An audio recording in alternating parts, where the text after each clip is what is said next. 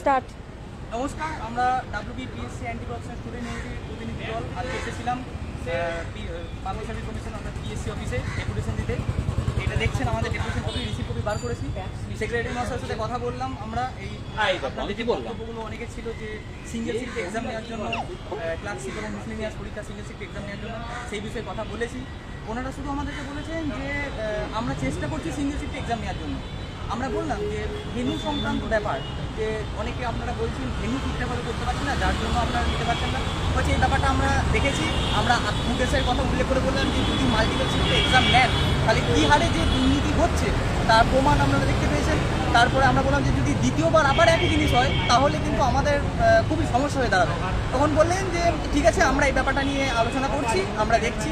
তারপর জিজ্ঞাসা করলাম যে ক্লার্কশিপ এবং মিসলেনিয়াসে আপনারা ডেট দিয়ে দিয়েছেন, কিন্তু এখনও কতগুলো ভ্যাকেন্সি অর্থাৎ কতটা ভ্যাকেন্সি আছে সেই সম্পর্কে কিছু বলেননি।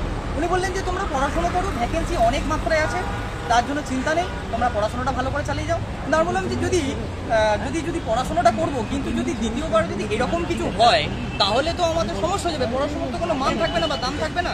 উনি বললেন যে এমন কিছু ভাবতে হবে না, আমরা চেষ্টা করছি যে কোনোভাবে যে দ্বিতীয়বার এই ফুড এসের পরীক্ষার মতো আর হবে না।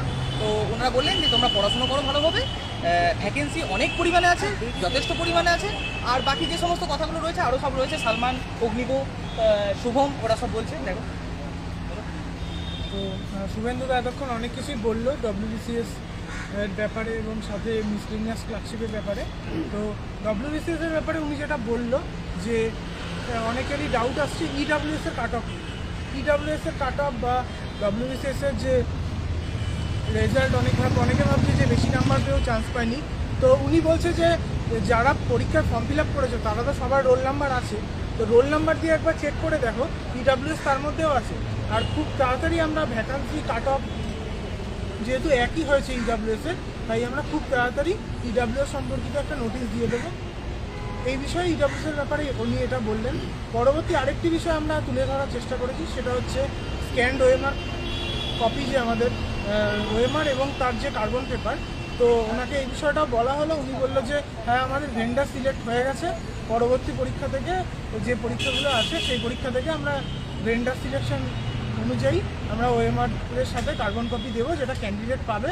এবং স্ক্যান্ড কপি যেটা আপলোড করার কথা আমরা বলেছিলাম যে পরীক্ষার্থীর যে ওএমআর সেই কপিটা স্ক্যান করে আপলোড করে দিতে, সেই বিষয়টা উনি বলেছেন হ্যাঁ এই বিষয়টা আমরা ভাবছি যাতে পরীক্ষার্থীরা মিলিয়ে নিতে পারে, সেক্ষেত্রে পরবর্তীতে ওএমআরেরও দরকার হবে না। তখন আমরা বলি না স্যার ওএমআরটা ছাত্রদের কাছে থাকবে, তারা দেখতে পারবে তাদের কত নাম্বার পাচ্ছে বা না পাচ্ছে।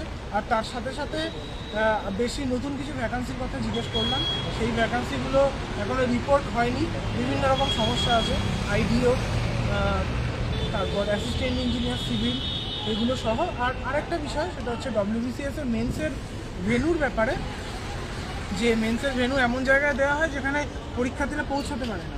সেই বিষয়ে আমরা স্যারকে বললাম, স্যার বললো না আমরা মেট্রোর সাথে কথা বলছি, পরে এইবার থেকে আর ওই ভেন্যু দেওয়া হবে না, যাতে মেট্রোর কাছাকাছি ভেন্যু দেওয়া যায়, মেট্রো স্টেশনের কাছাকাছি, সেই অনুযায়ী ভেন্যু দেওয়া হবে।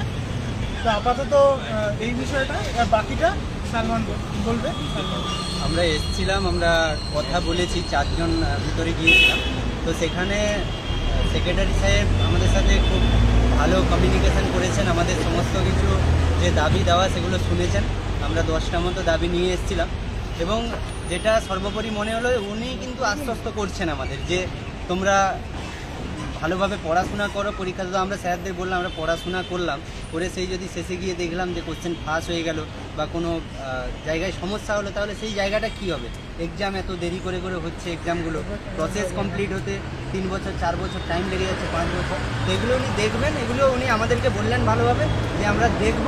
এবার আমাদের দেখার বিষয় যে কতটা দেখে সেটা আগামী পরীক্ষাগুলি থেকে তার প্রভাব কতটা ভালো প্রভাব আমরা দেখতে পাই সেটাই হচ্ছে আমাদের দেখার বিষয়। বাকিটা যেটা উনি বলেছেন এবং আমাদেরকে আশ্বস্তও করেছেন সেটা সামনের এক্সাম থেকে। এবং উনি যেটা বললেন যে তোমরা ভালো করে পড়াশোনা করো, প্রচুর ভ্যাকেন্সি আসছে, তো দেখা যাক সামনে কতটা ভ্যাকেন্সি নিয়ে আসছে। উনি একটা কথা বলেছেন সেক্রেটারি মহাশয়, উনি বলেছেন যে এরপরে সামনে যে ক্লার্কশিপ এবং মিসলেনিয়াস পরীক্ষা আছে সেখানে হিউজ ভ্যাকেন্সি আছে, আগের বারের থেকে হয়তো বেশি, ঠিক আছে। কিন্তু এরপর উনি বলেছেন যদি এই পরীক্ষায় তোমরা পাস না করো তাহলে তোমরা আমাদের এই অফিসের সামনে আসবে না। তো আমরা এর বিপরীতে ওনাকে বলেছি যে যদি দ্বিতীয়বার আবার এই ফুড এসআই 2 নম্বরই হয়, ফুড এসআইয়ের মতো হয়, তাহলে কিন্তু আমরা আবার আপনার অফিসের সামনে আসবো। যদি 2 নম্বরই না হয় সেক্ষেত্রে আমরা পাস করে তারপর আপনার অফিসে আসবো, এটাও স্যারকে বলে দিয়েছি। আরেকটা বিষয় যেটা ক্লার্কশিপের সিঙ্গেল শিফট, এটা একটা বিশাল বড় ইস্যু সবার কাছে। আমরা যখন বলি যে স্যার আপনি সিঙ্গেল শিফটে পরীক্ষা নিলে আমাদের অনেক সুবিধা হবে, কারণ সিঙ্গেল শিফটে না নিলে প্রচুরভাবে প্রশ্ন লিক হয়, তখন উনি বলেন যে ক্লার্কশিপের যে টেন্টেটিভ ডে 2টো দেওয়া হয়েছে, একটা রিজার্ভ ডে রাখা হয়েছে, এই হিসাবে উনি বললেন আমরা সিঙ্গেল শিফটে বা 2টো শিফটে নেওয়ারই চেষ্টা করবো। সিঙ্গেল শিফট অবশ্যই ভেন্যুর ব্যাপারটা আমরা কথা বলবো, তোমরা যেটা বললে আমরা জেলা ডেপুটেশনগুলো দিচ্ছি সেই বিষয়েও বললাম, আমরা তার কপিও জমা দিয়েছি। তো উনি বললেন হ্যাঁ জেলায় যেহেতু বলেছে আমরা জেলায় যোগাযোগ করছি। তো এই বিষয়ে উনি বললেন যে হ্যাঁ আমরা জেলার সঙ্গে যোগাযোগ করে ভেন্যুর বিষয়ে কথা বলবো, আমরা সিঙ্গেল শিফটে পড়ানোর চেষ্টা করবো। আর যদি পরবর্তীতে সিঙ্গেল শিফট পরীক্ষার পর আমরা দেখি যদি আবার সিঙ্গেল শিফটে হচ্ছে না, তখন আমরা আবার আসবো। আমরা নিশ্চয়ই আমরা চাকরিপ্রার্থী যারা আছি, আমরা বেকার চাকরিপ্রার্থী অরাজনৈতিকভাবে যেভাবে আন্দোলন করছি যেভাবেই আন্দোলন চলবে। আর আজকের এই পর্যন্ত একটা কথা, আরেকটা ব্যাপার, আমাদের সব থেকে যেটা প্রধান বলার কাজ ছিল সেটা হচ্ছে সিকিউরিটি।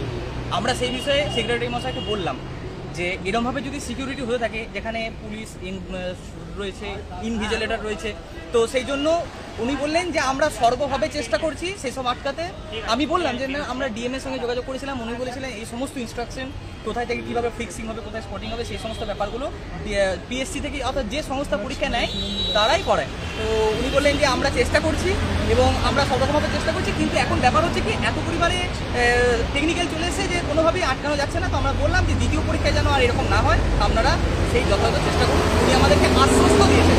এখন আমাদের লক্ষ্য পরবর্তী পরীক্ষা ক্লাসিক এবং মিসলেনিয়াস, ওখানে যদি আমরা ভালোভাবে দেখি যে সব ঠিক হয়েছে এবং আমরা নিজেরাও পড়াশুনো করে যদি সেইভাবে একটা চাকরি পেতে পারি, তো আমাদের জন্য এটা খুবই ভালো। এবং সেক্রেটারি মহাশয়ের কথা আমরা মেনে নেব যে হ্যাঁ ঠিকই, উনি ঠিকই বলেছেন। তো আজকে এই পর্যন্তই, আবার আমরা পরবর্তীকালে। তো আজকে ডেপুটেশনের যতটা তথ্য তোমরা পর থেকে পেয়ে গেলে, আজকের এই পর্যন্তই। আবার পরবর্তীকালে কোনো কর্মসূচি হলে অবশ্যই আমরা জানাবো এবং লাইভের মাধ্যমে আপনারাও জানতে পারবেন। সবাইকে ধন্যবাদ আমাদের পাশে থাকার জন্য। Thank you.